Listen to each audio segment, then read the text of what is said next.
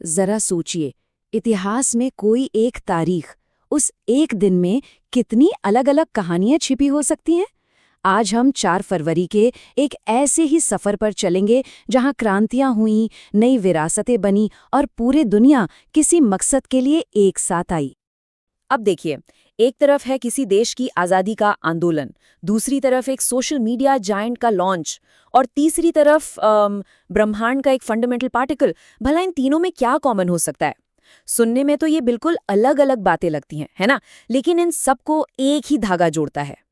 और वो कड़ी है तारीख 4 फरवरी। जी हाँ, एक ही कैलेंडर का दिन, लेकिन इस एक दिन ने अलग अलग जमानों में दुनिया को बदलते देखा है।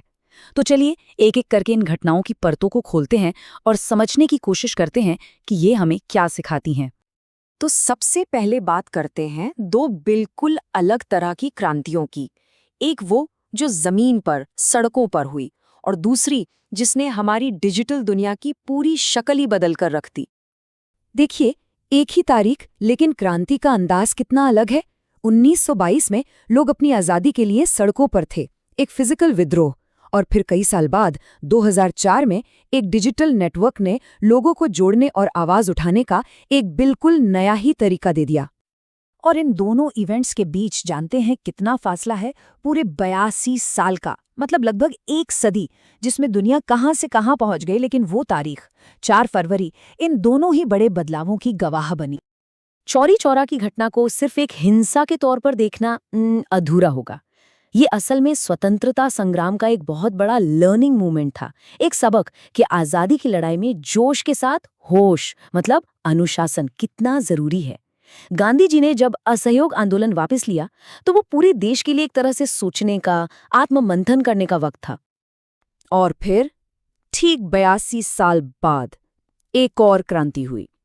इस बार हथियार बदले हुए थे, कीबोर्ड और स्क्रीन, फेसबुक का लॉन्च। इसने सिर्फ दोस्तों को ही नहीं जोड़ा, बल्कि इसने हमें जानकारी शेयर करने, अपने विचार रखने का एक ऐसा प्लेटफॉर्म दिया जिसके बारे में शायद उस वक्त किसी ने सोचा भी नहीं होगा। अच्छा, तो 4 फरवरी की कहानी सिर्फ क्रांतियों की नहीं है। ये तारीख हमें जिंदगी और मौत के चक्र की भी याद दिलाती है, मतलब एक नई शुरुआत और एक बड़े युग का अंत। अब जरा इस संयोग को देखिए। 4 फरवरी 1974, इसी दिन कला की दुनिया में एक नए सितारे का जन्म होता है, एक्ट्रेस उर्मिला मातोंडकर का। और ठीक इसी दिन विज्ञान की दुनिया अपना एक चमकता सितारा खो देती है, महान वैज्ञानिक सत्येंद्र नाथ बोस को। तो सवाल ये उठता है कि सत्येंद्र नाथ बोस अपने पीछे क्या विरासत छोड़ गए? आज भी साइंस की दुनिया में उनका नाम इतने सम्मान से क्यों लिया जाता है?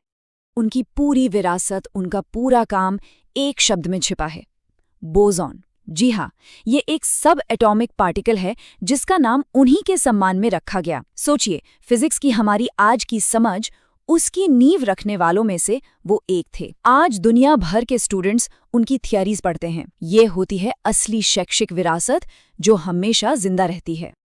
तो चलिए इतिहास से निकलकर अब आते हैं आज के दौर में। देखते हैं कि आज 4 फरवरी का दिन पूरी दुनिया को एक साथ कैसे लाता है, एक बहुत जरूरी मकसद के लिए। ये दिन किसी एक की कहानी नहीं है, ये हम सब की, पूरी इंसानियत की एक साझा लड़ाई का प्रतीक है। World cancer day.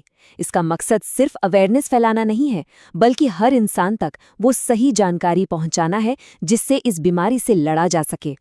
मतलब इसका कोर आइडिया भी एजुकेशन ही है।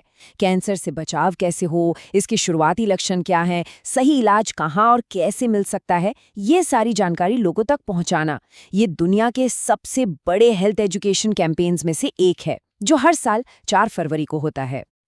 तो क्रांति, विरासत और ग्लोबल अवेयरनेस, जब हम इन सारे अलग अलग धागों को जोड़कर देखते हैं, तो आखिर 4 फरवरी की ये पूरी कहानी हमें सिखाती क्या है?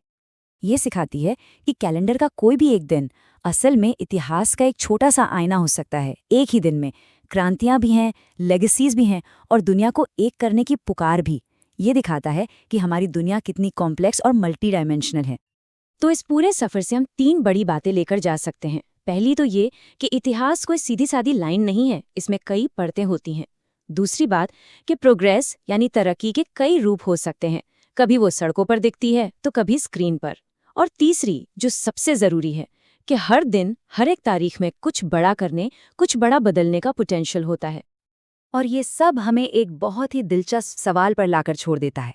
जिस तरह हमने 4 फरवरी के गुजरे हुए कल को देखा, जरा सोचिए, आज इसी पल हम सब मिलकर आने वाले कल का कौन सा इतिहास लिख रहे हैं।